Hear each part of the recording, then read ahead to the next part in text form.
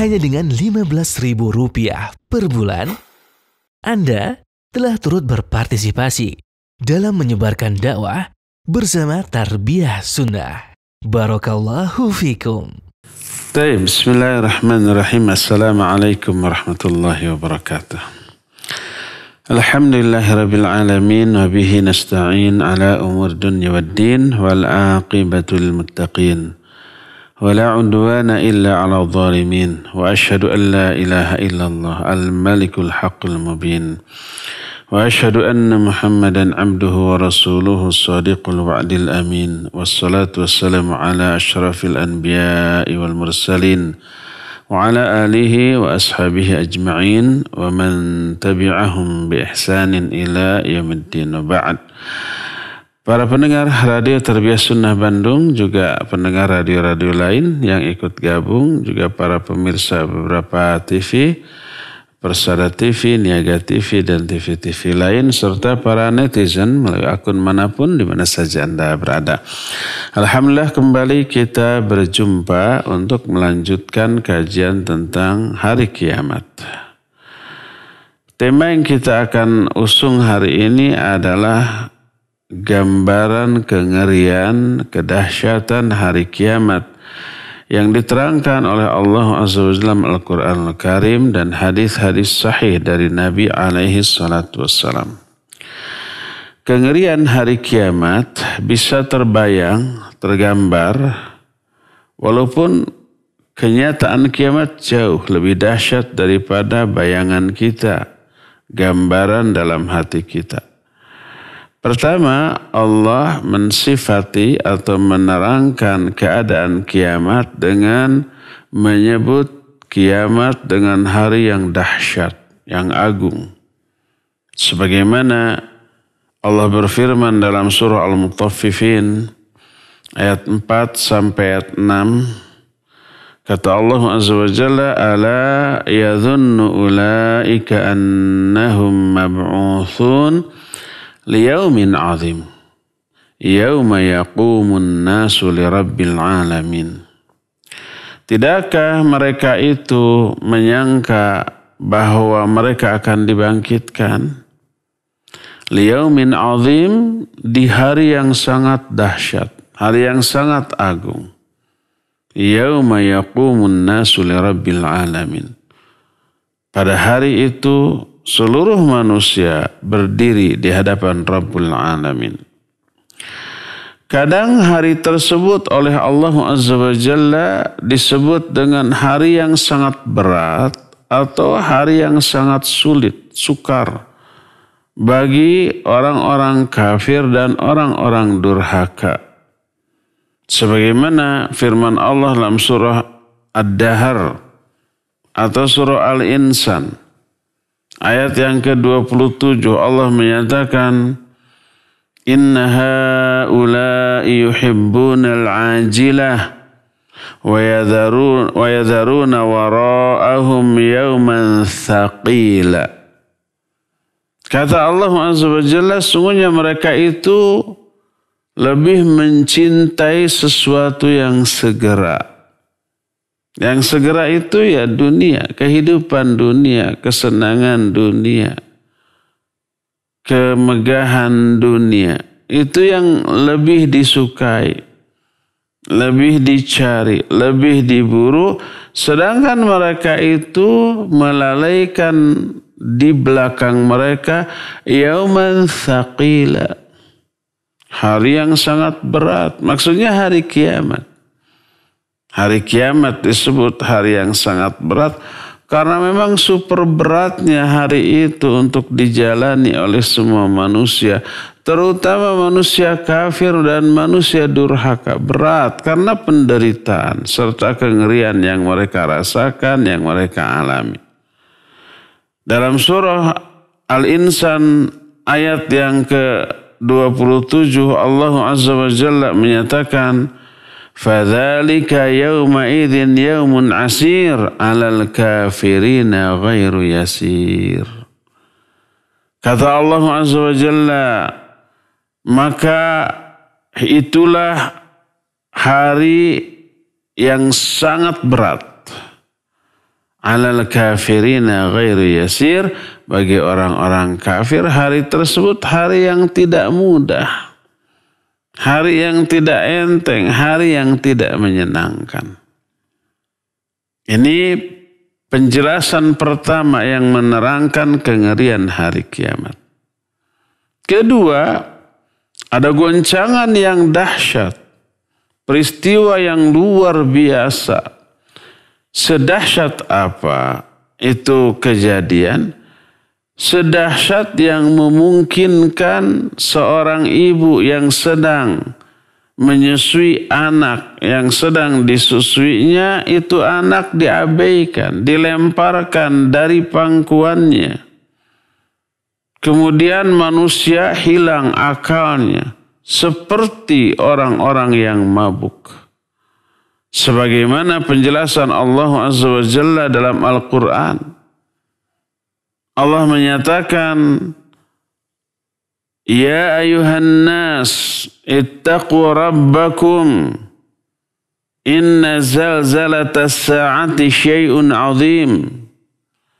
Yawma tarawnaha tadhalu kullu murdi'atin amma arda'at wa tada'u kullu dhati hamlin hamlaha wa taran nasa sukara wa ma hum bisukara walakinna adzaballahi syadid. Dalam surah Al-Hajj ayat pertama dan yang kedua Allah menyatakan, hai manusia, bertakwalah kalian kepada Rabb kalian, kepada Allah Azza wa Jalla. Karena sungguhnya goncangan hari kiamat itu sesuatu yang sangat dahsyat. Pada hari itu engkau melihat setiap ibu yang sedang menyusui mengabaikan bayi yang disusuinya. Dilemparkan si bayi itu. Dan semua wanita yang sedang mengandung menggugurkan kandungannya. Gugur itu. Bukan digugurkan secara sengaja. Tapi karena syok. Karena terkejut. Karena merasakan kengerian yang luar biasa sampai keguguran.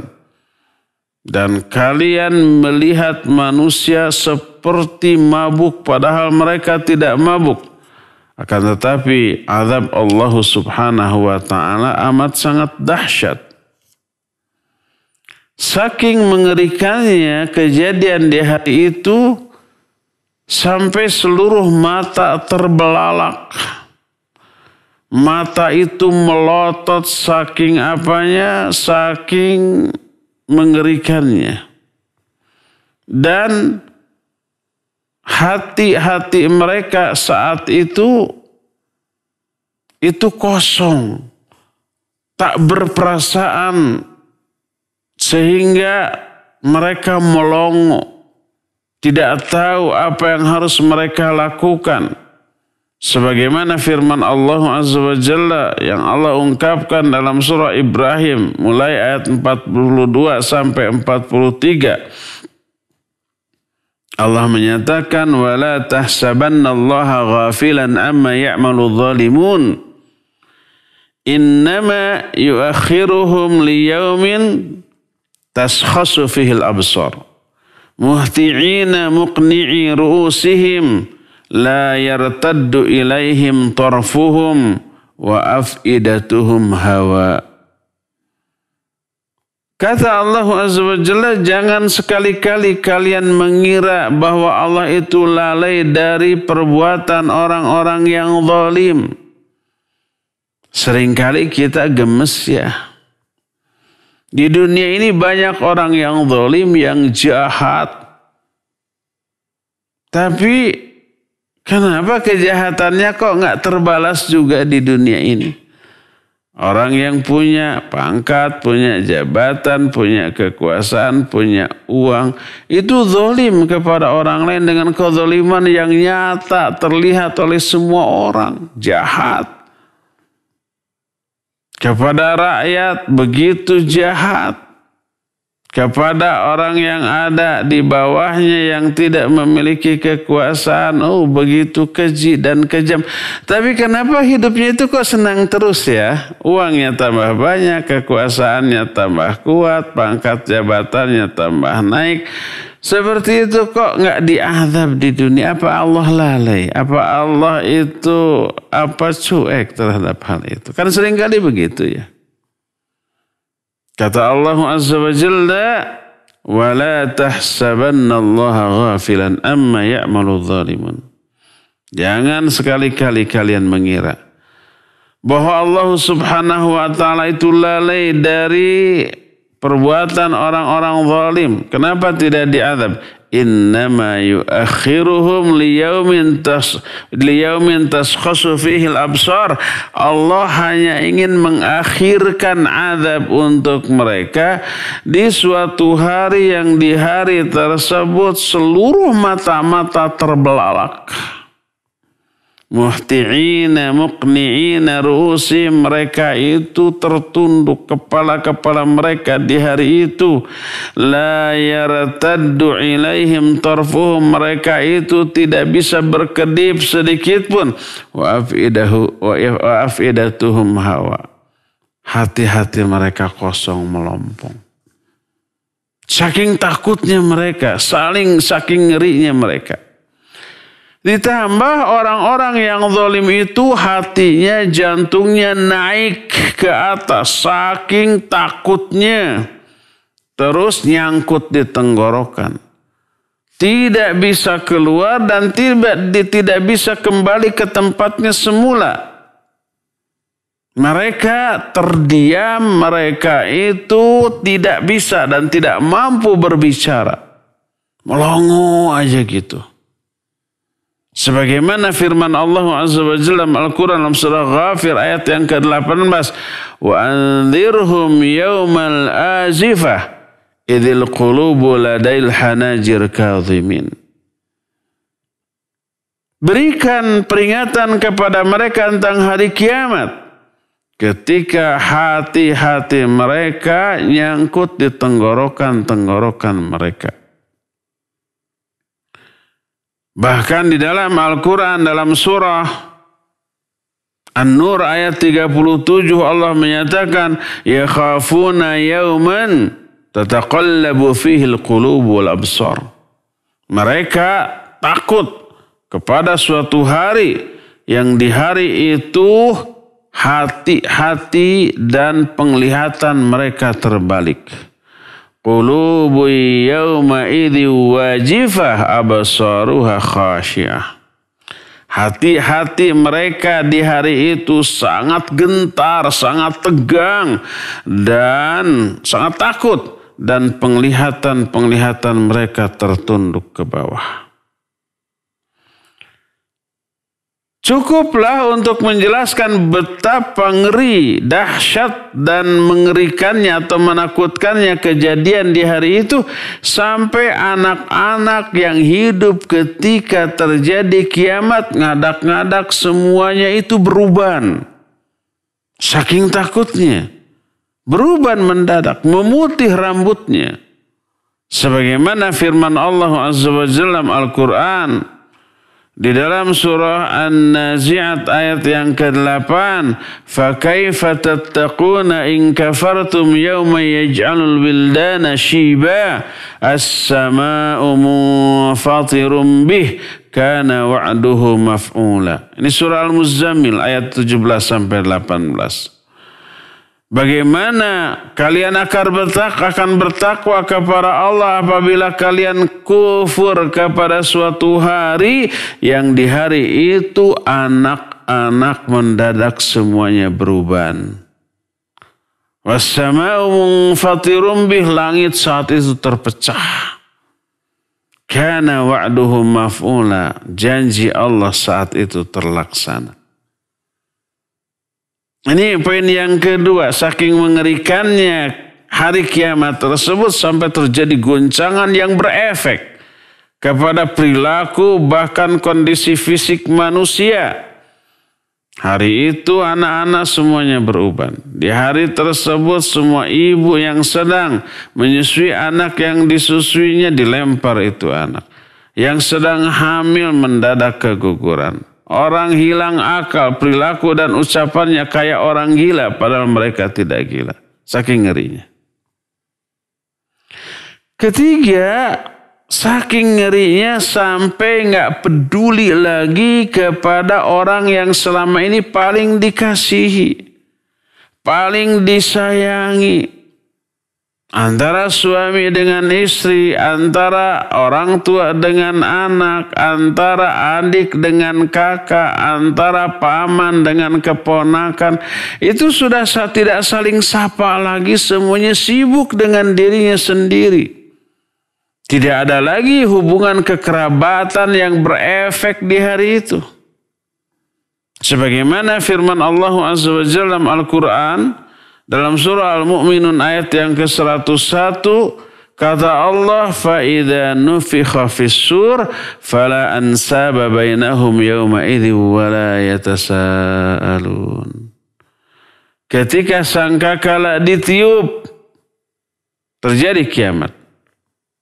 Maka tak ada lagi hubungan nasab di antara mereka. Artinya mereka nggak peduli lagi kepada adik atau kakaknya, ibu ayahnya, anaknya, orang terdekatnya yang ada hubungan nasab yang sangat dekat sudah nggak peduli lagi.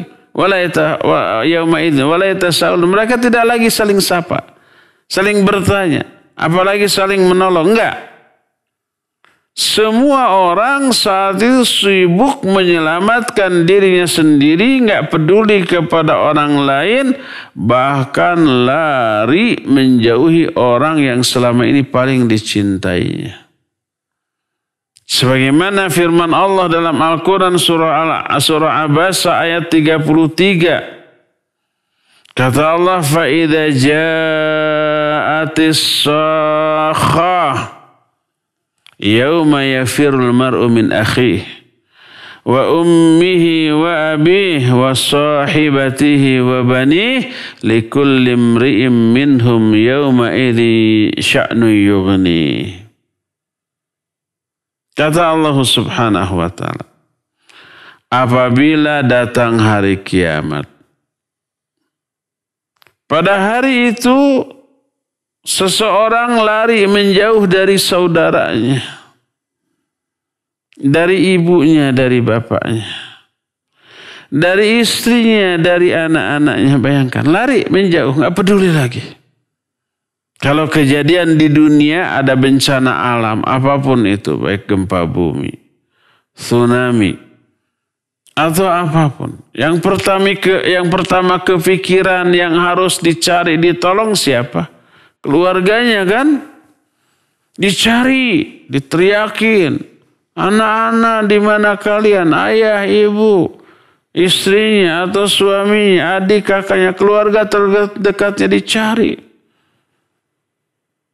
Setelah ketemu, aduh seneng berangkulan. Kalau nggak ketemu terus teriak-teriak sampai nangis kayak orang gila. Itu di dunia kan? Ketika sekarang. Tapi ketika kiamat terjadi, orang yang paling dicintainya diabaikan, lari menjauh. Yauma yafirul mar'u min akhihi, ummihi wa abihi, wa sahibatihi wa banihi. Pada hari itu seseorang lari menjauhi saudaranya, menjauhi ibunya dan bapaknya, menjauhi istrinya atau pasangannya dan anak-anaknya. Likulli imri'in yawma idzin sya'nu yughnih, likulli imri'in minhum yawma idzin sya'nu yughnih. Setiap orang di kalangan manusia saat itu memiliki urusan sendiri-sendiri, menyelamatkan diri. Di ayat yang lain dalam surah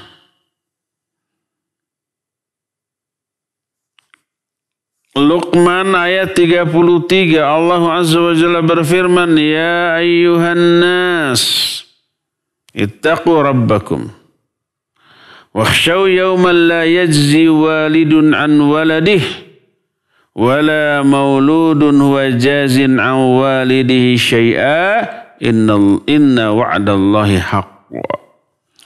Hai manusia, bertakwalah kalian kepada Rabb kalian dan takutlah kalian kepada suatu hari. Di hari itu seorang bapa tidak bisa menyelamatkan anaknya dan anaknya tidak bisa menyelamatkan bapaknya sedikit pun. Sesungguhnya janji Allah itu pasti benar. Dalam Al-Baqarah 48 Allah menyatakan, وَاتَّقُوا يَوْمًا لَا تَجْزِي نَفْسٌ عَنْ نَفْسٍ شَيْئًا وَلَا يُقْبَلُ مِنْهَا شَفَاعَةٌ وَلَا يُؤْخَذُ مِنْهَا عَدْلٌ وَلَا هُمْ يُنصَرُونَ. Bertakwalah engkau kepada suatu hari, bertakutlah engkau kepada suatu hari yang di hari itu seseorang, satu jiwa tidak bisa menolong, menyelamatkan jiwa yang lain sedikit pun. Tidak diterima syafaat sedikit pun dari mereka dan tidak diterima tebusan dari mereka dan mereka tidak bisa ditolong. Itu penjelasan data ketiga tentang ngerinya hari kiamat. Sampai orang yang paling dicintainya diabaikan, dicuekan, dijauhi, lari menjauh. Sekadar untuk menyelamatkan diri sendiri. Keempat, saking ngerinya keadaan di hari kiamat nanti, demi bisa selamat dari kengerian dan azab, seseorang rela menebus dirinya agar selamat dengan apapun. Dengan harta kekayaan sepenuh bumi, andai mereka punya. Allah berfirman di dalam surah Yunus 54 Allah menyatakan, walau anna likulli nafsin zalamat ma fil ardi laftadat bih. Seandainya setiap orang yang zalim itu memiliki harta sepenuh bumi, niscaya dia akan mau menebus dirinya dengan seluruh hartanya. Kalau hartanya sebanyak sepenuh bumi, kan nggak ada orang yang memiliki seperti itu. Orang terkaya sejagat juga nggak sepenuh bumi dia miliki. Dalam surah Ar-Ra'd ayat 17 dijelaskan lagi, walladzina lam yastajibu lah law anna lahum ma fil ardi jami'an wa mithlahu ma'ah laftadau bihi ulaika lahum su'ul hisab. Orang-orang yang ketika di dunia tidak menyambut dakwah, didakwahi bukannya nyambut, bukannya mengikuti, malah nyinyir, malah menentang, malah memerangi dakwah. Kena azab mereka di akhirat. Lalu kata Allah, seandainya mereka memiliki kekayaan sepenuh bumi dan ditambah sebanyak itu lagi, berarti 2 penuh bumi itu. Niscaya mereka mau menebus dirinya agar selamat dari azab. Bagi mereka ada hisab yang sangat buruk. Bahkan seandainya harta kekayaan yang sepenuh bumi itu berupa benda yang paling berharga, emas umpamanya. Bumi ini penuh dengan emas, kebayang harganya berapa? Dimiliki oleh seseorang. Niscaya orang itu siap menebus dirinya agar terbebas dari azab dengan seluruh emas yang dimilikinya yang banyaknya sepenuh bumi. Allah berfirman dalam surah Ali Imran ayat 97, kata Allah Azza wa Jalla, innal ladzina kafaru wa matu wa hum kuffar fala yuqbala min ahadihim mil'ul ardi dhahaban walau iftada bih ulaika lahum adzabun alim wa ma lahum min nasirin. Sesungguhnya orang-orang yang kafir dan mereka itu mati dalam keadaan kafir, maka tidak akan diterima dari mereka tebusan sebanyak emas sebanyak sepenuh bumi. Lalu mereka menebus diri dengan itu, nggak akan diterima. Dan bagi mereka ada azab yang sangat pedih, dan bagi mereka tak ada satupun yang bisa menolong. Dalam salah satu hadis yang diriwayatkan oleh Imam Bukhari dalam kitab Sahih Bukhari, diterima dari Anas bin Malik radhiyallahu an, Nabi SAW pernah menerangkan salah satu kondisi yang teralami oleh orang-orang kafir, orang-orang musyrik di hari kiamat nanti. Beliau bersabda, yuja'u bil kafir yaumal qiyamah fayuqalu lah ara'aita law kana laka mil'ul ardi dhahaban akunta taftadi bih. Nanti akan didatangkan pada hari kiamat orang kafir, salah satu orang kafir ditanya dia, seandainya kamu memiliki emas sepenuh bumi, mau enggak kamu menebus dirimu dengan emas sepenuh bumi tersebut agar terbebas dari azab? Si orang kafir ini menjawab, na'am ya, mau.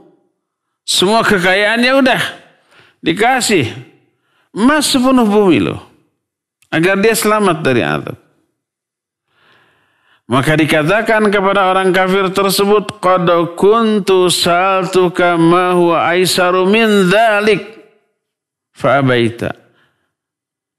Dulu kata Allah, aku ketika kamu hidup di dunia meminta kamu yang jauh lebih enteng. Lebih enteng daripada harus mengumpulkan emas sepenuh bumi. Nggak akan mungkin bisa orang bisa menguasai bumi semuanya. Emasnya sepenuh bumi, nggak ada emas sepenuh bumi. Kekayaan seluruhnya dikuasai, nggak bisa, mustahil. Berat, nggak akan mungkin tercapai. Tapi yang Allah minta bukan itu, jauh lebih enteng. Alla tusyrika bi. Jangan kamu menyekutukan aku dengan sesuatu pun. Itu saja, enteng kan? Tapi engkau enggan, tidak mau kecuali menyekutukan aku dengan yang lain.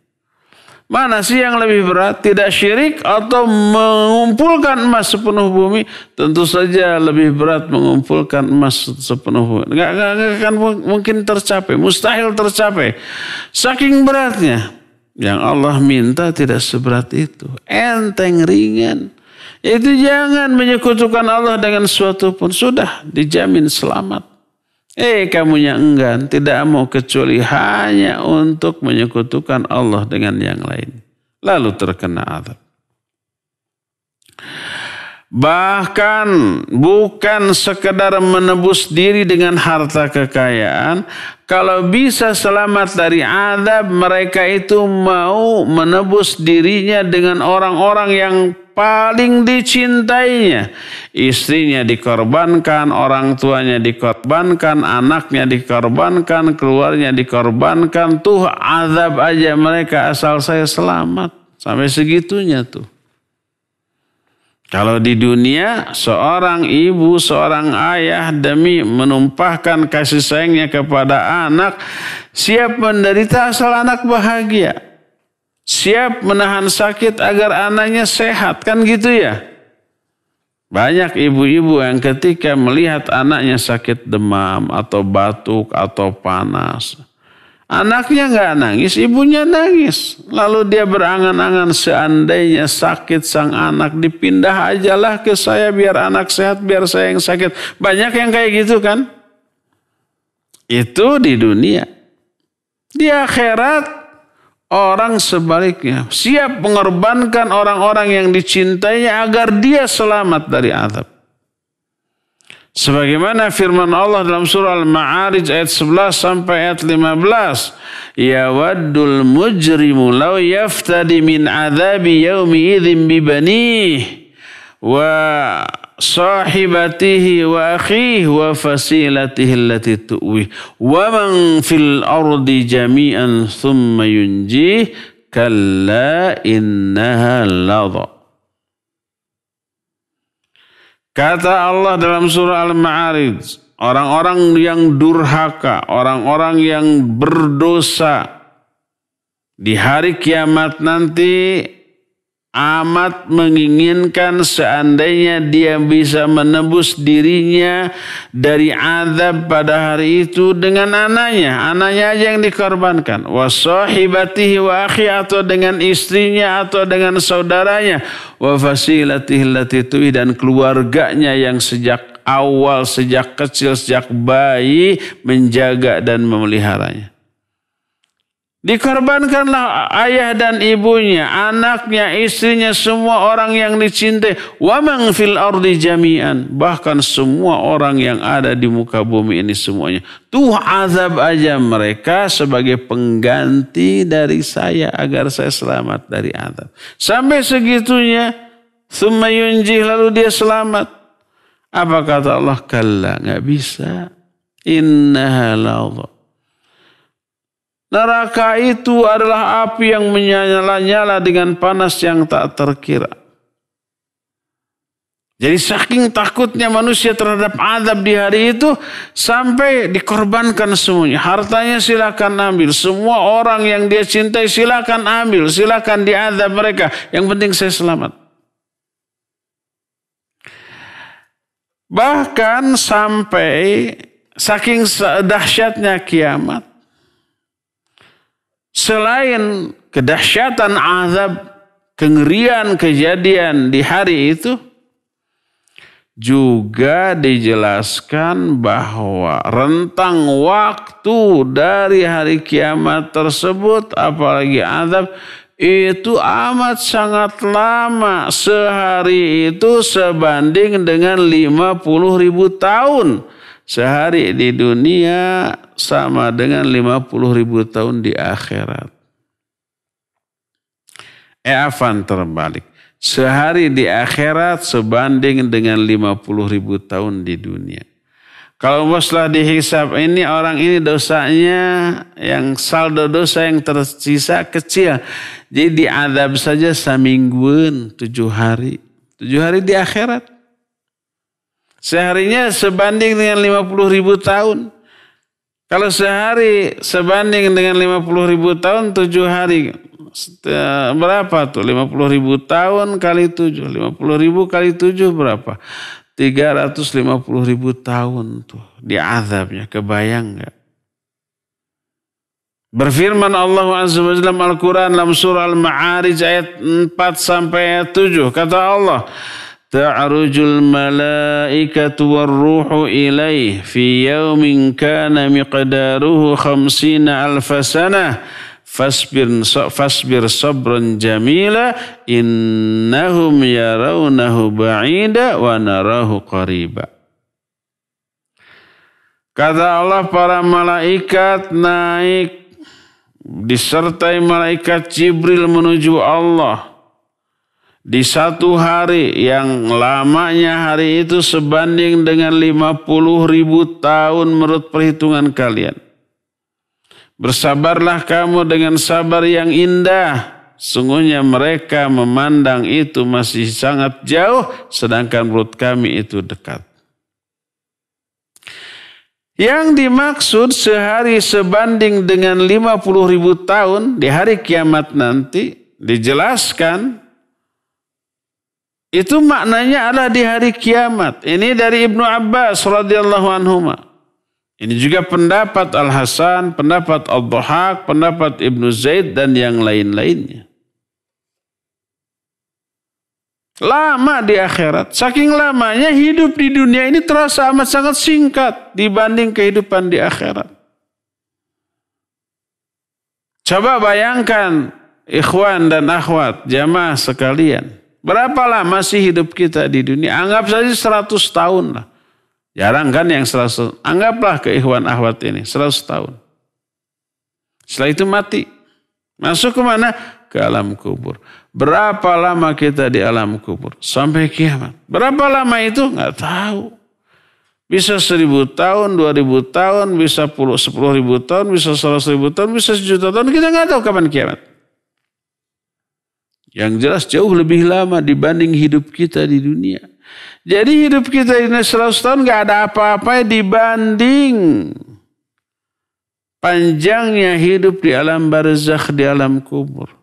100 tahun itu sebentar, sekejap. Dibanding lamanya hidup di alam kubur.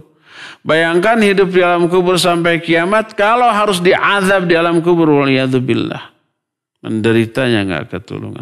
Setelah beres kehidupan di dunia, kiamat terjadi, hancur alam jagat raya, masuk ke alam akhirat. Itu lebih lama lagi. Abadi selama-lamanya. Gak ada ujungnya. Di dunia ini ada ujungnya. Makanya orang yang sudah pernah hidup di dunia, terus mengalami hidup di alam barzah, mengalami hidup lagi di hari kiamat nanti, mereka memandang, menghitung Allah hidup di dunia itu hanya sehari atau hanya sesaat. Sebagaimana firman Allah dalam banyak ayat, di antara surah Yunus ayat 45. Kata Allah, wa yauma yahsyuruhum ka'allam yalbathu illa sa'atan minan nahar. Pada hari ketika Allah mengumpulkan mereka di hari kiamat, seolah-olah mereka tidak tinggal hidup di dunia kecuali hanya sesaat di siang hari. Dalam surah An-Nazi'at ayat 46, Allah menyatakan, wa ka'annahum yauma yarawnaha lam yalbathu illa 'ashiyatan aw duhaha. Seolah-olah mereka di hari kiamat itu memandang bahwa tidaklah mereka hidup di dunia kecuali hanya beberapa saat di pagi hari, di sore hari, atau beberapa saat di pagi hari. Bahkan orang yang paling lurus jalan hidupnya ketika di dunia, ketika sampai di akhirat, mereka menyatakan kita hidup di dunia ini cuma sehari. Saking singkatnya. Sebagaimana firman Allah dalam surah Thaha 104, nahnu a'lamu bima yaqulun idh yaqulu amsaluhum tariqah illa bistum illa yawma. Kata Allah, kami lebih mengetahui tentang apa yang mereka katakan ketika orang yang paling lurus jalan hidupnya di kalangan mereka ketika di dunia berkata, in labistum illa yauma, kalian tidak hidup di dunia kecuali hanya sehari saja. Allah pun menerangkan lagi di surah Rum ayat 55, kata Allah subhanahu wa ta'ala. Di ayat itu, wa yauma taqumus sa'ah yuqsimul mujrimuna ma labithu ghaira sa'ah. Pada hari kiamat terjadi, orang-orang yang durhaka sampai bersumpah bahwa tidaklah mereka hidup di dunia kecuali hanya sesaat saja, sebentar saja. Lihat lagi dalam surah Al-Mu'minun ayat 112. Kata Allah, qala kam labithum fil ardi adada sinin. Qalu labithna yawman aw ba'da yawm fas'alil 'adin. Qala illa labithum illa qalila law annakum kuntum ta'lamun. Maka bertanyalah Allah Azza wa Jalla di hari kiamat nanti kepada manusia, berapa tahun lamanya kalian tinggal di muka bumi dulu? Mereka menjawab, kami tinggal di dunia hanya sehari atau hanya setengah hari. Coba tanya ke orang yang hitung. Kata Allah, tidaklah kalian tinggal di muka bumi kecuali hanya sebentar. Seandainya kalian tahu. Jadi bayangkan kalau umpamanya sehari di akhirat sebanding dengan 50.000 tahun di dunia. Kita hidup 100 tahun umpamanya di dunia. Itu sama dengan beberapa detik saja di akhirat. Hidup ini terlalu singkat, terlalu ringkas di dunia ini dibanding kehidupan kita di alam barzakh, apalagi di akhirat nanti yang tanpa ada ujungnya, tanpa ada akhirnya, abadan khalidina fiha abada, mereka kekal di dalamnya selama-lamanya. Maka kehidupan yang hakiki itu nanti di akhirat, kehidupan yang tidak akan pernah ada akhirnya dan tidak akan ada perubahan. Kalau menderita selamanya menderita, kalau senang bahagia selamanya senang bahagia. Wa inna daral akhirah lahiyal hayawan. Sesungguhnya negeri akhirat itulah kehidupan yang sebenarnya.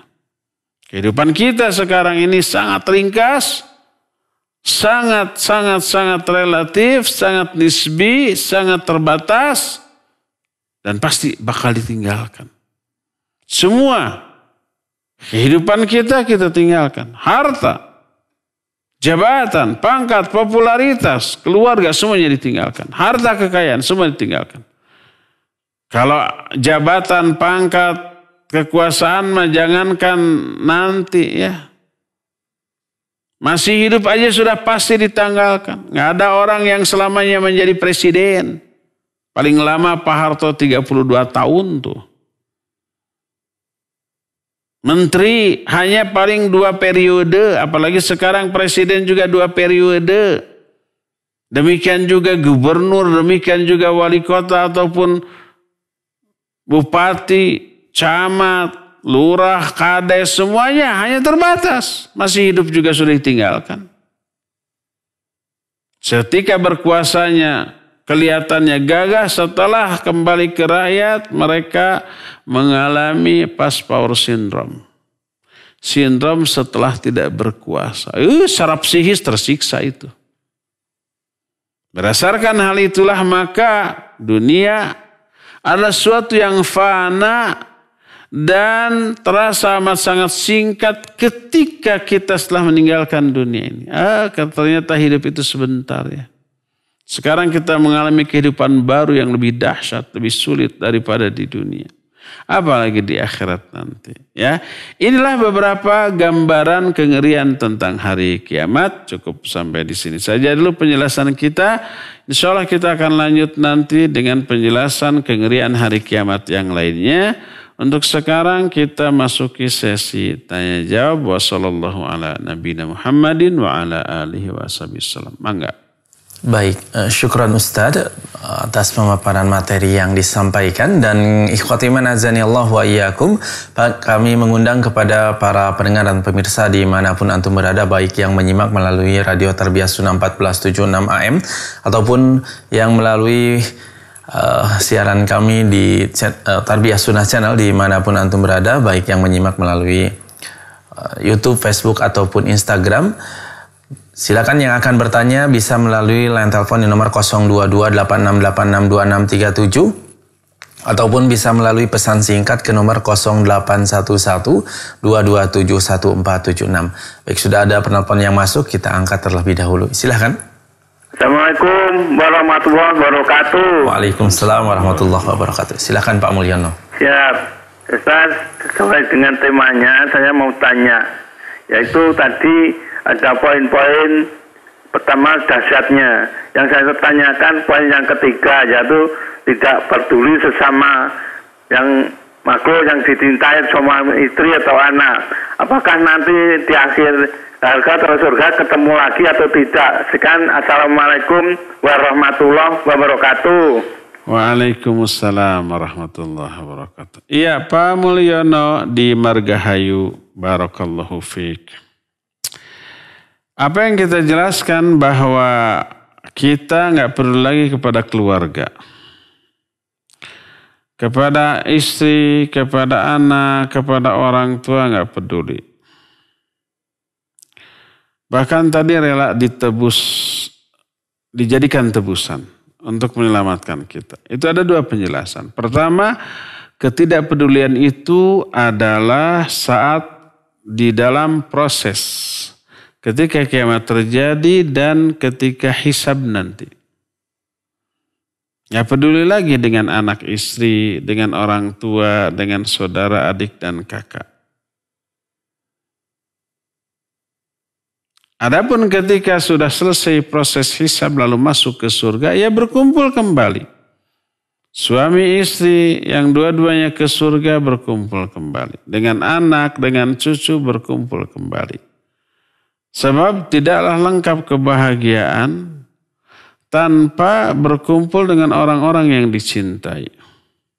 Sekalipun umpamanya tadinya level surganya berbeda. Orang tuanya lebih tinggi daripada anaknya karena kualitas dan kuantitas ibadah orang tuanya lebih bagus daripada anak-anaknya. Tapi anaknya ke surga di level bawah, orang tuanya di level tinggi.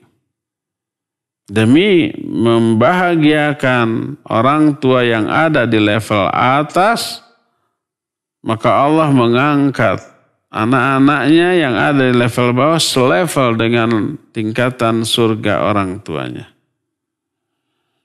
Inilah penafsiran Ibnu Abbas radhiyallahu anhu. Ketika menerangkan Al-Quran dalam surah Tur, Allah menyatakan, "Walladzina amanu wattaba'athum dzurriyyatuhum biiman alhaqna bihim dzurriyyatahum."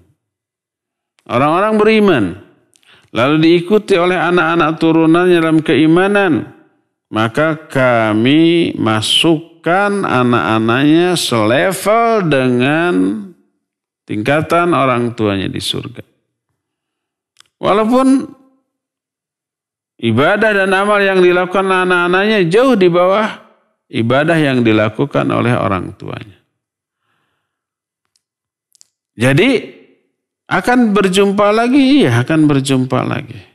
Suami istri di dunia akan tetap menjadi suami istri di akhirat kalau dua-duanya ke surga. Dengan kondisi yang tentu saja jauh berbeda dengan yang di dunia. Ya. Itu pertama. Kedua, orang-orang yang kafir, orang-orang yang musyrik. Mereka akan diazab.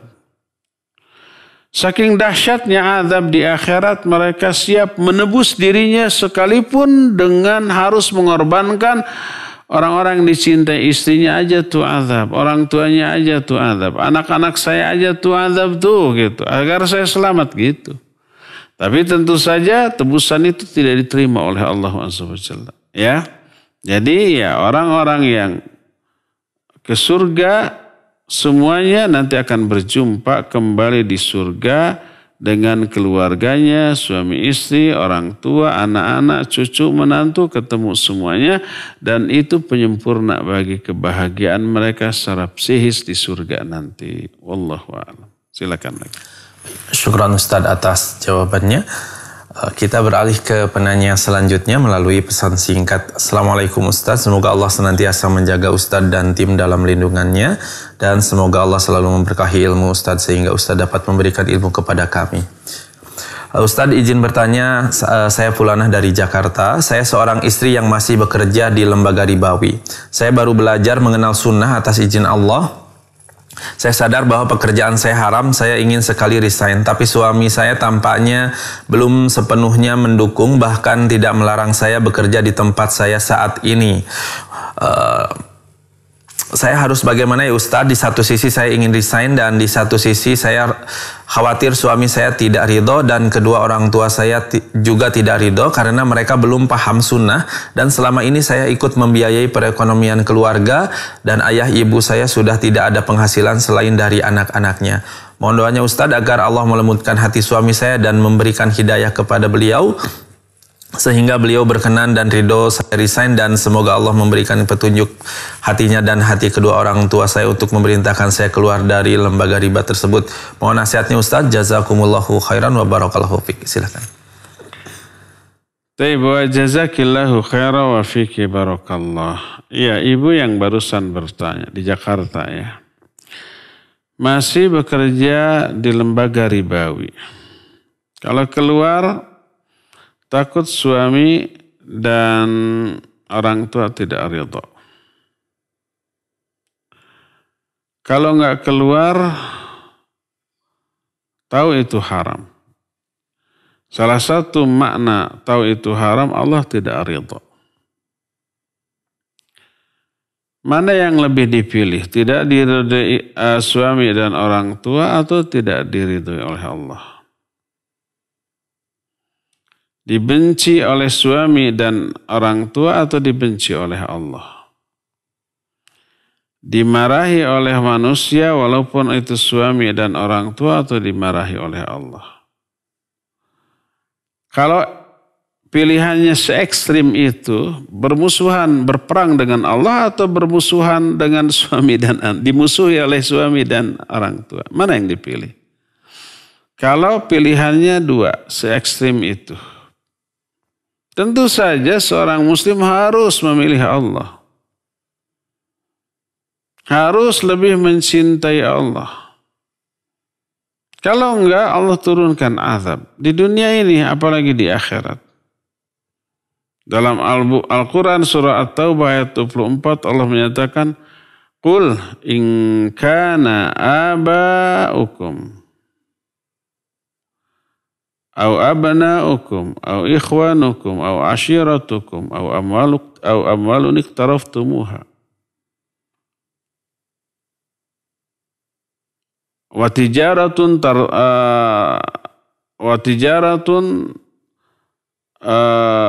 takhshawna kasadaha wa masakina tardawnaha. Katakan oleh kamu, apabila bapak-bapak kalian, saudara-saudara kalian, keluarga kalian, istri dan anak-anak, atau bisnis yang kalian khawatirkan kerugiannya, atau umpamanya tempat tinggal yang kalian sukai, ahabba ilaikum minallahi wa rasulihi wa jihadin fi sabilihi fatarabbasu hatta ya'tiyallahu bi amri. Kalau semua itu lebih kalian sukai, lebih kalian cintai daripada mencintai Allah, Rasulnya dan jihad di jalannya, tunggu sampai Allah menurunkan azabnya kepada kalian. Jadi kalau lebih mencintai keluarga, mencintai suami, mencintai orang tua daripada Allah, Allah akan turunkan azab. Dunia ini, apalagi di akhirat nanti. Terus Rasul SAW juga menyatakan, manil tamasa ridallahi bisakhatin nas. Siapa orang yang mencari keridhaan Allah dengan cara yang membuat manusia murka, Allah akan ridha kepada dia dan Allah akan membuat manusia juga ridha kepada dia. Sebaliknya, wa manil tamasa ridhan nas bisakhatillah.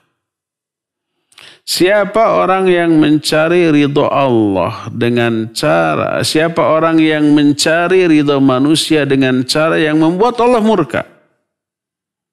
Allah murka kepada dia dan orang-orang juga akan murka kepada dia. Allah akan membuat orang lain juga murka kepada dia. Coba lihat. Jadi kalau kita lebih mendahulukan meraih ridha Allah walaupun dengan cara yang membuat orang lain murka. Seperti tadi. Resign dari lembaga ribawi. Allah ridha. Dalam rangka mencari ridha Allah. Tapi dengan cara yang membuat suami, kemudian orang tua, saudara, kawan menjadi murka kepada dia. Apa akibatnya? Allah ridha kepada dia dan nanti Allah akan membuat orang lain juga ridha kepada Allah, kepada orang itu. Jadi pilihannya enggak se-ekstrim tadi. Meaning mana, pilih ridha Allah atau ridha suami dan istri? Pilih ridha Allah, nanti suami dan bukan istri, suami dan orang tua. Nanti suami dan orang tua akan ridha kepada dia. Allah nanti yang akan memanage hati mereka. Karena hati semua manusia berada di antara dua jari, di antara jari-jari Allah. Nanti Allah yang ngatur. Itu yang pertama. Sebaliknya kalau umpamanya kita lebih memilih keridhaan suami dan orang tua, dengan cara yang membuat Allah murka, enggak apa-apalah, dosa juga, yang penting suami tetap sayang, perhatian, orang tua juga tetap sayang, perhatian. Nanti Allah akan mengkondisikan hati orang tua, hati suami juga menjadi murka kepada dia dengan cara yang Allah akan tetapkan kemudian. Yang tidak kita duga. Jadi pilihlah ridha Allah walaupun dengan risiko membuat suami dan orang tua murka kepadanya. Dan nanti tunggu hasil dari sikap kita yang benar tersebut. Nanti insya Allah suaminya akan luluh, orang tuanya akan luluh. Itu yang pertama.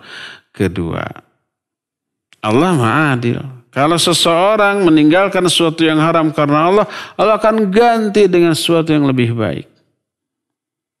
Rasul SAW bersabda, "Man taraka syai'an lillah." Siapa orang yang meninggalkan sesuatu karena Allah, meninggalkan uang, gaji yang gede karena Allah, karena tahu itu haram, Allah akan ganti dengan sesuatu yang lebih baik. Kalau sekarang di lembaga ribawi umpama gajinya 10 juta, 15 juta. Gede banget. Iya, bisa membantu orang tua sehingga orang tua senang, kakak adiknya gitu ya, dan seterusnya. Tapi tahu itu haram, keluar. Nanti Allah akan ganti dengan pekerjaan yang hasilnya 20-30 juta. Insya Allah. Allah itu tidak pernah ingkar kepada janji. Memang ada masa-masa ketika dia diuji terlebih dahulu. Benar enggak tuh hijrahnya itu? Benar enggak tuh lebih mencintai Allahnya itu? Ada ujian? Ya ada mungkin. Tapi sabar dan tetap yakin akan janji Allah Azza wa Jalla. Oleh karena itu jangan ragu untuk berlepas diri dari jeratan riba. Dari pekerjaan yang mengansur unsur riba. Jangan ragu, yakinlah, tinggalkan. Karena apabila kita tetap di sana, pertama, di akhirat kita terancam neraka. Faman ada, siapa orang yang kembali setelah tahu bahwa itu haram. Ulaika min ashabil jahim. Mereka itu min ashabin nar. Ulaika ashabun nar. Mereka itu penduduk neraka. Kembali kepada riba. Orang yang berkecimpung di dunia riba itu mengumandangkan perang kepada Allah dan Rasulnya. Allah murka? Iya murka. Dosa besar enggak? Super besar, sekecil-kecil dosa riba. Dosa riba tingkat-tingkat. Dan tingkatan yang paling kecil itu sebanding dengan dosa apabila seseorang berzina dengan ibunya. Itu tingkatan zina yang paling besar dosanya. Lebih besar daripada seorang berzina dengan tetangganya. Lebih besar dosanya daripada seorang berzina dengan orang lain yang tidak dia kenal. Jadi tingkatan dosa zina yang paling besar adalah seorang berzina dengan ibunya. Tapi itu ternyata sebanding dengan dosa terkecil dari riba. Bayangkan yang lebih besar daripada ribanya. Paling besar dosanya daripada tingkat terkecil tadi.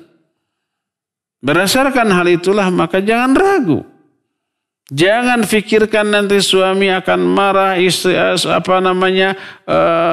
orang tua akan marah. Ya mungkin itu terjadi mungkin. Sebagai konsekuensi logis dari sebuah sikap yang benar. Pasti ada resiko, ya pasti ada resiko. Tapi ya sekaligus resiko itu ujian. Sesungguh-sungguh apa dia hijrah. Jadi apa benar apa tidak. Tapi tak lama setelah itu Allah berikan solusi. Dibalikan hati orang tuanya. Dibalikan hati suaminya untuk lebih mencintai dia melebihi daripada sebelumnya.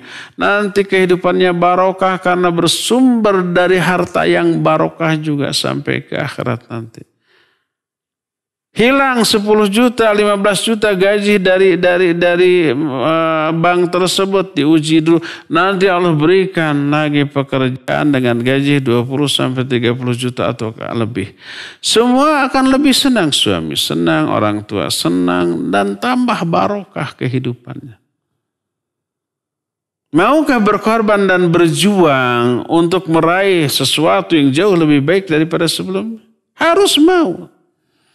Lebih barokah hidupnya, lebih barokah hartanya, lebih aman, selamat dunia sampai akhirat. Dan suami beserta orang tua nanti akan lebih mencintai daripada sekarang. Cuma jalani prosesnya terlebih dahulu.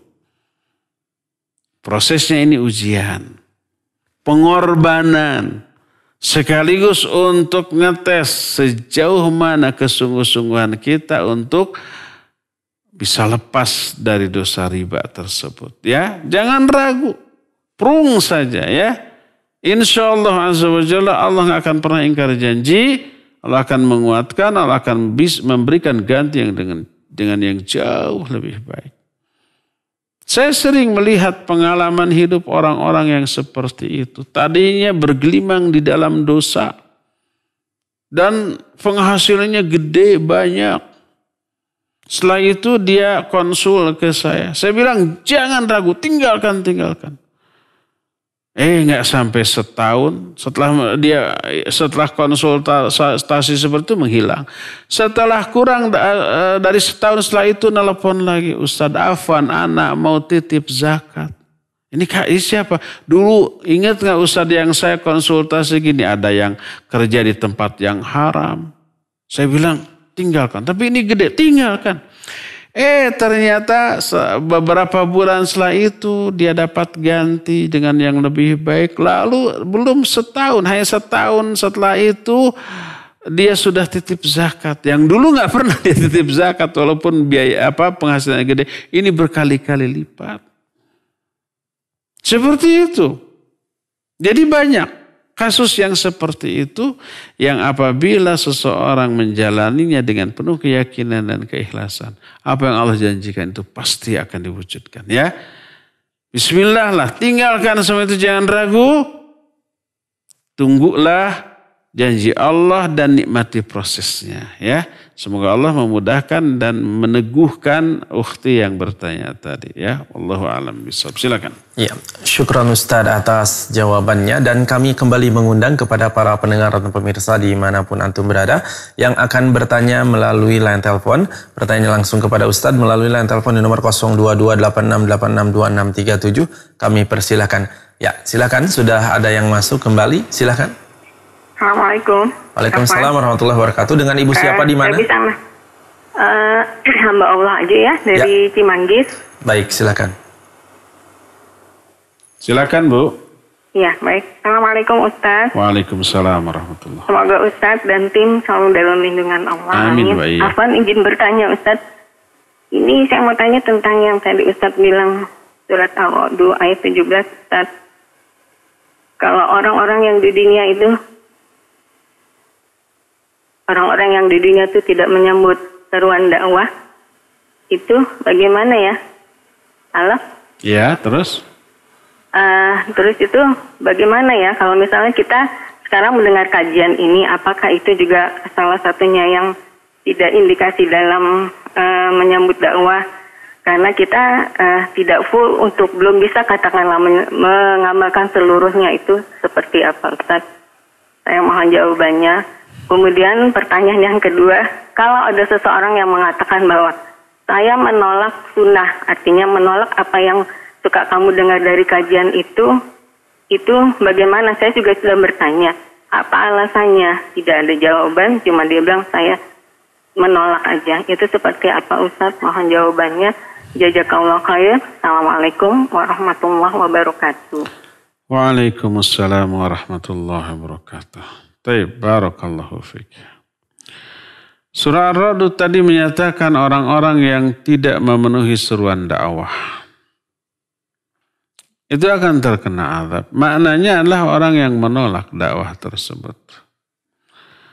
Dia meyakini dakwah itu benar, tapi karena hawa nafsunya, karena kesombongan, karena dia akan mengalami kerugian di dunia. Kalau memenuhi seruan dakwah itu, ya itu dosanya besar, kufur. Dan itulah yang dilakukan oleh para penentang dakwah zaman baheula. Fir'aun umpamanya, didakwahi oleh Nabi Musa alaihissalatu wassalam. Dia yakin dakwah Nabi Musa itu benar. Tapi karena kezaliman dan kesombongan dia bantah, dia tolak. Tidak dia terima. Kufurlah dia. Allah berfirman dalam Al-Quran, wajahadu biha wastaiqanatha anfusuhum zulman wa uluwa. Fir'aun dan bala tentaranya itu menentang dakwah Nabi Musa. Wastaiqanatha anfusuhum. Padahal hati-hati mereka meyakini kebenarannya. Kenapa? Zulman wa uluwa, karena kezaliman dan kesombongan. Dia merasa dirinya mulia, dakwah itu datangnya dari orang yang lebih bawah dari dia, gengsi. Merasa diri tinggi, merasa diri lebih mulia, akhirnya ditolak. Sombong dia. Uluwa, merasa diri tinggi, takabur. Oleh karena itulah maka takabur ini penyebab utama dia menolak kebenaran yang sampai kepadanya. Makanya sekecil apapun takabur itu dimiliki oleh seorang, dia tidak akan bisa masuk surga. Bersabda Rasul alaihi salatu wasallam, la yadkhulul jannah man kana fi qalbihi mithqala dzarratin min kibrin. Tidak akan masuk surga orang yang dalam hatinya ada rasa takabur walaupun sekecil atom, sekecil debu. Bayangkan kalau segede kepalan tangan, segede bola, segede kelapa, segede bola basket, apalagi menggunung. Oleh karena itulah maka orang tersebut diazab dengan azab yang dahsyat. Kalau memang begitu. Nah, adapun sekarang kita meyakini kebenaran sebuah dakwah. Ada kajian kita dan ini benar. Berarti hatinya sudah menerima. Tidak menentang dan tidak menolaknya. Tapi belum mampu mengamalkan seluruhnya. Harus dibedakan antara menolak, menentang dengan belum mampu mengamalkan seluruhnya. Belum mampu mengamalkan seluruhnya tidak berarti menolak dan menentang. Mungkin ada kondisi-kondisi di mana kita memang belum mampu. Apakah dosa? Tergantung. Kalau yang belum mampu dia lakukan itu sesuatu yang wajib, ya dia dosa. Seperti sholat. Wajib. Sholatnya fardu yang 5 waktu. Dia belum mampu karena kesibukan, karena ini, karena itu, ya dosa. Saum Ramadan, ya dosa kalau tidak ada uzur. Tapi kalau umpamanya yang belum mampu dia lakukan itu umpamanya amalan yang sifatnya sunnah. Dia meyakini keutamaan tahajud. Dia meyakini keutamaan saum Senin Kamis atau Ayyamul Bid seperti hari ini Ayyamul Bid umpamanya. Hukumnya sunnah. Dia belum mampu mengamalkan itu. Ya tidak dosa karena hukumnya sunnah. Dan itu bukan sebuah penentangan atau penolakan terhadap dakwah. Apa yang mampu kita lakukan, kita amalkan. Lakukan, amalkan semampu kita. Apa yang belum mampu kita amalkan, berupayalah untuk tetap mengamalkannya.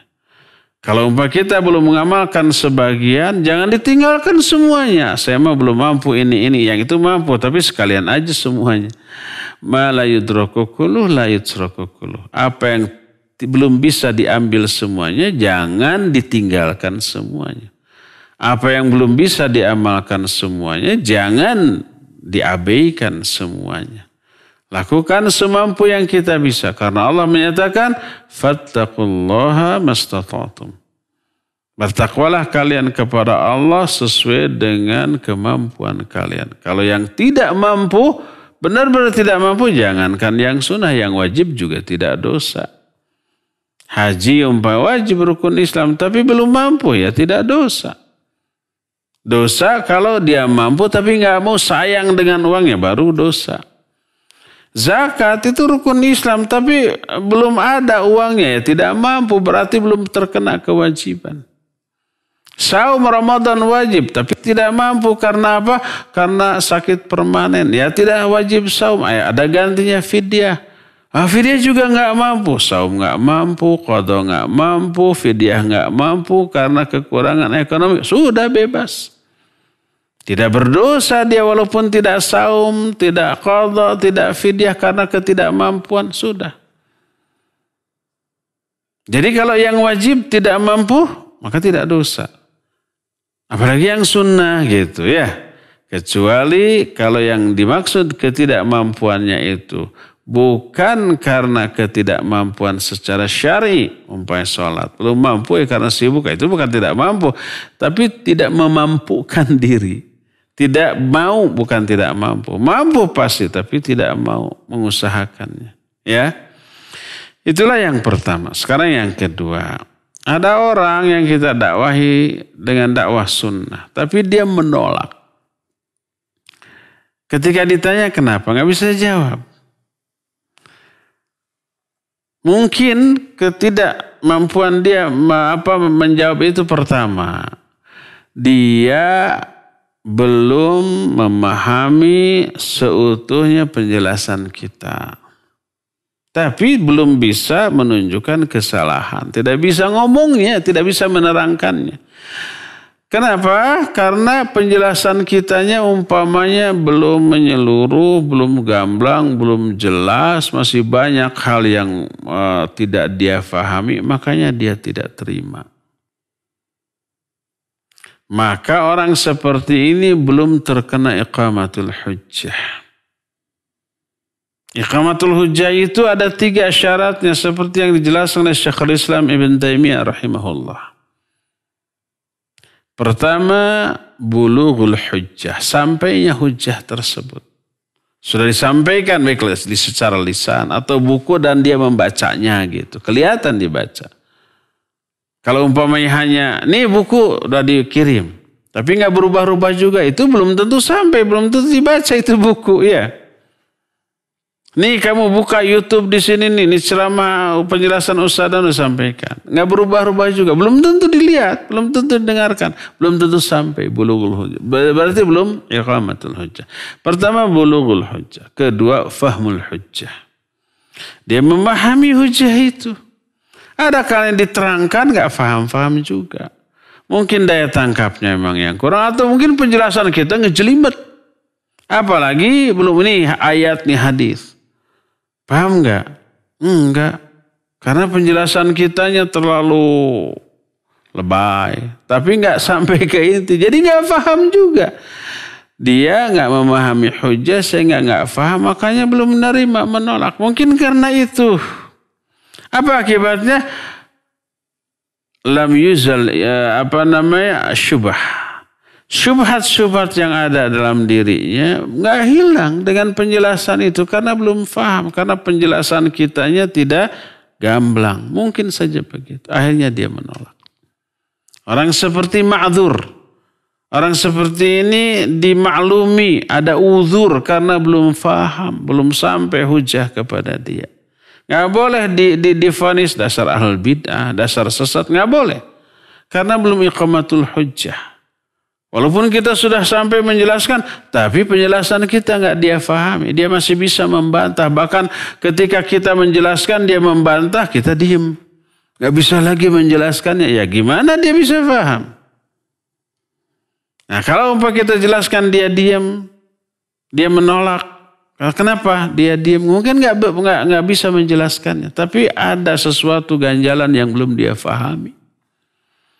Nggak boleh dituduh sesat, nggak boleh dituduh ahlul bid'ah, nggak boleh dituduh menyimpang karena belum iqamatul hujjah. Karena syubhat di dalam dirinya itu belum hilang. Inilah 3 syarat iqamatul hujjah. Bulughul hujjah, fahmul hujjah, izalatus syubah. Sampainya hujah itu, difahamnya hujah itu, dan hilangnya syubhat dari diri. Kalau 3-tiganya sudah sampai hujahnya, dia faham, terus syubhatnya hilang, tapi ya saya faham sih, benar memang begitu. Tapi ada tamnya, kalau umpamanya saya hijrah, pengikut saya bisa bubar. Kalau saya hijrah, wah saya bisa dimusuhi. Makanya baru orang itu dituduh sesat. Demi kepentingan dunia, ya. Demikian wallahu a'lam bissawab. Silakan lagi. Baik, syukran Ustaz atas jawabannya dan kita kembali ke penanya selanjutnya di pesan singkat. Assalamualaikum Ustaz. Apabila ada seorang anak yang setiap hari membuat ibunya menangis dan setiap hari ia membentak ibunya. Suatu ketika ibunya sakit parah, si anak sama sekali tidak menanyakan kondisi ibunya. Lalu kemudian ibunya meninggal dalam kondisi si anak tidak meminta maaf. Namun si ayah sudah memintakan maaf atas kesalahannya dan ibunya mengiyakan. Kemudian si anak menyesal di kemudian hari karena ia tidak meminta maaf dan sekarang ia merasa putus asa.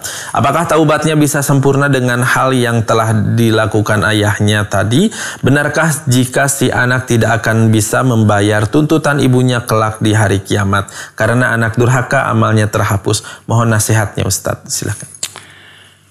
Baik, barakallahu fiik. Bagaimana meminta maaf dan tobat dari kedurhakaan kepada orang tua yang sudah meninggal, baik ibu ataupun ayah? Bisa nggak tobat? Bisa. Masih bisa terhapus? Masih bisa. Bagaimana caranya? Jadilah anak yang soleh dan solehah. Karena hanya kesolehan anak yang bisa menolong orang tua yang sudah tiada. Jadikan diri kita sebagai anak yang soleh dan solihah. Lakukan semua perintah Allah. Jauhi semua larangannya. Itu yang pertama. Kedua, sesering mungkin doakan orang tua. Doakan dalam sholat, terutama di dalam sujud. Baik sholat fardu ataupun sholat sunnah. Kalau sholat fardu tidak memungkinkan karena kita berjamaah, ya, lakukan dalam sholat sunnah. Lakukan dalam sholat ketika kita menyendiri. Kalau si penanya ini wanita, dia tidak sholat berjamaah dengan kaum lelaki di masjid, sholat di rumah, sholat sendirian, silakan. Doakan ayahnya, ibunya yang sudah meninggal itu di dalam sujudnya. Hafalkan tuh doa sholat janazah setelah takbir yang ketiga. Allahumma ighfir lahu warhamhu wa'afihi wa'fu anhu wa akrim nuzulahu wasi' madkhalahu waghsilhu bil ma'i wa thalji wal bard wa naqihi minal khataya kama yunaqqa thawbul abyadu minad danas wa abdilhu daran khairan min dari wa ahlan khairan min ahli wa zawjan khairan min zawji wa adkhilhu al jannah wa a'idhu min adzabin nar wa adzabil qabr. Baca itu dalam salat. Dalam sujud, seusai kita membaca doa pokok dalam sujud. Setelah subhana rabbiyal a'la, baca doa itu. Untuk kalau ibunya ganti dengan Allahumma ighfir laha warhamha wa'afiha wa'fu anha wa'afiha wa'fu anha dan seterusnya. Itu untuk ibunya. Sesering mungkin dalam setiap sujud boleh. Dalam sholat, di luar sholat, seusai kita sholat fardu, ya. Kemudian wirid sebagaimana yang dicontohkan oleh Nabi SAW. Kemudian setelah itu berdoa. Salah satu isi doanya, baca doa tadi untuk ibunya. Sesering mungkin yang kita bisa. Jangan terbatas sekali berdoa untuk orang tua sehari. Udah merasa sudah. Enggak cukup. Dulu jasa orang tua kita setiap detiknya memperhatikan kita. Dalam 24 jam itu lebih dari setengah waktunya memperhatikan dan mengurus kita. Masa kita membalas kebaikan orang tua dengan hanya mendoakan sekali sehari? Gak cukup. Terus sesering mungkin dalam sholat, di luar sholat, ketika sedang saum, ketika kita sedang berdiam diri, ingat ke orang tua yang sudah meninggal, doakan. Doa kita insya Allah manfaat sampai kepada orang tua kita. Oleh karena itu para ulama ketika menerangkan hadis idza mata ibnu adam inqata amalu illa min thalathin. Kalau anak Adam mati, putus semua amalnya kecuali 3. Salah satunya adalah wa waladin sholihin yad'ulah. Anak soleh yang mendoakan orang tua. Mereka menyatakan kesolehan seorang anak salah satunya ditentukan oleh seberapa sering dia mendoakan orang tua. Baik orang tua masih hidup ataupun sudah meninggal. Doakan. Jadi pertama, jadilah kita anak soleh. Yang kedua, doakan orang tua. Ketiga,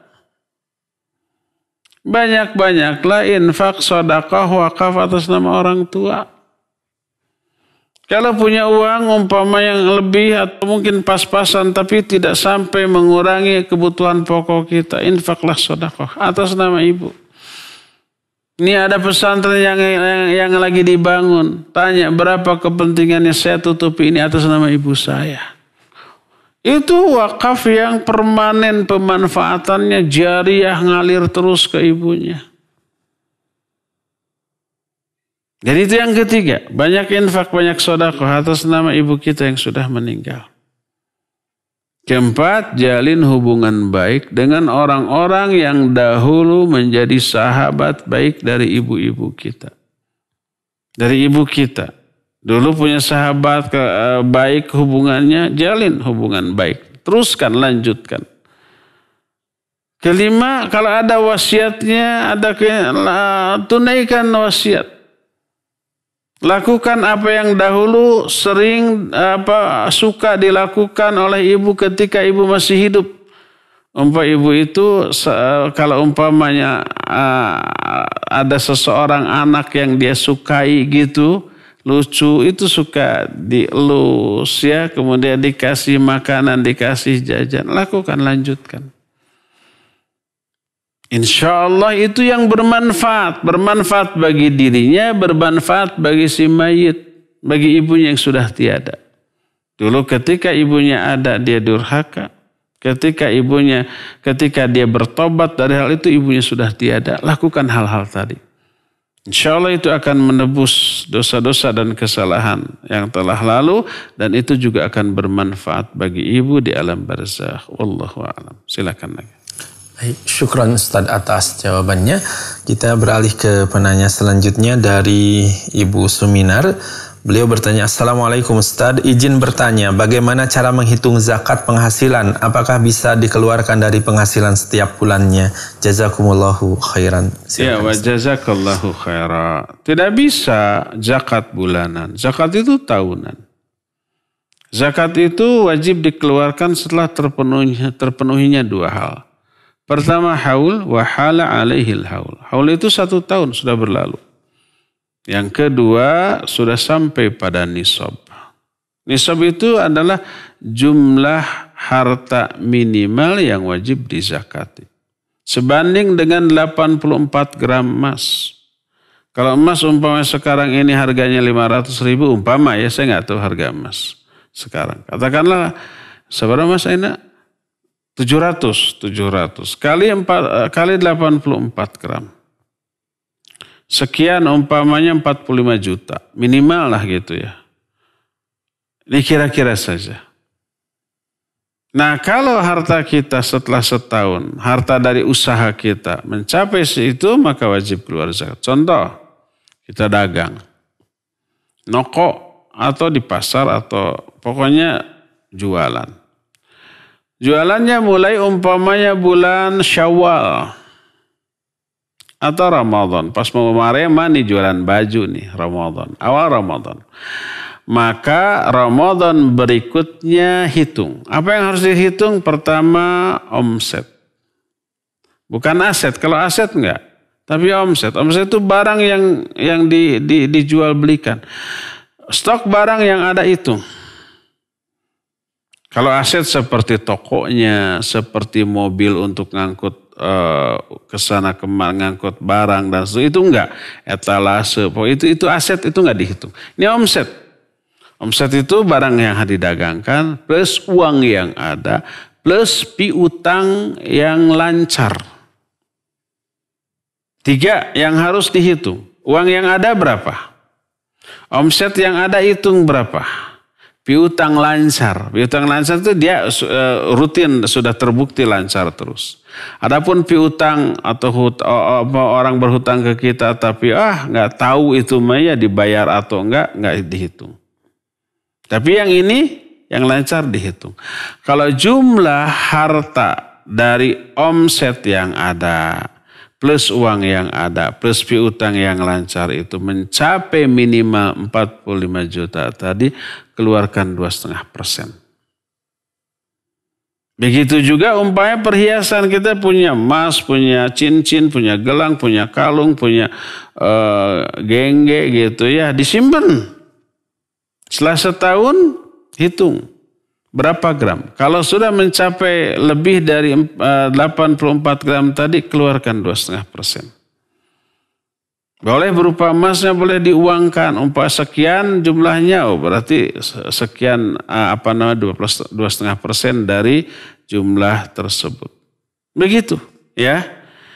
Jadi per tahun tidak per bulan. Kalau per bulan maka tidak sah. Dikeluarkan zakat setiap bulan nggak sah. Bukan pengeluaran zakat itu. Walaupun umpamanya bulan ini dapat besar 50 juta. Apa keluarkan 2,5%? Enggak. Nanti dihitung sampai setahun yang akan datang. Apakah 50 juta itu masih ada? Ataukah sudah terpakai untuk kebutuhan pokok kita pas akhir tahun ternyata minus umpama ya nggak perlu. Jadi kalau setelah 1 tahun ya uang kita mencapai umpama 45 juta dan disimpan dalam 1 tahun baik dalam bentuk barang yang dijual ataupun dalam bentuk uang cashnya umpama kita punya tabungan uang cashnya disimpan lebih dari 45 juta. Setelah setahun hitung kemudian keluarkan 2,5%. Begitu seterusnya ya.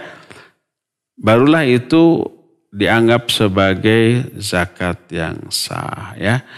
Cukup ya sampai di sini saja dulu. Insya Allah kita akan jumpa kembali di masa yang akan datang. Subhanakallahum bihamdik asyhadu an la ilaha illa anta astaghfiruka wa atubu ilaik. Walhamdulillah rabbil alamin. Wassalamualaikum warahmatullahi wabarakatuh.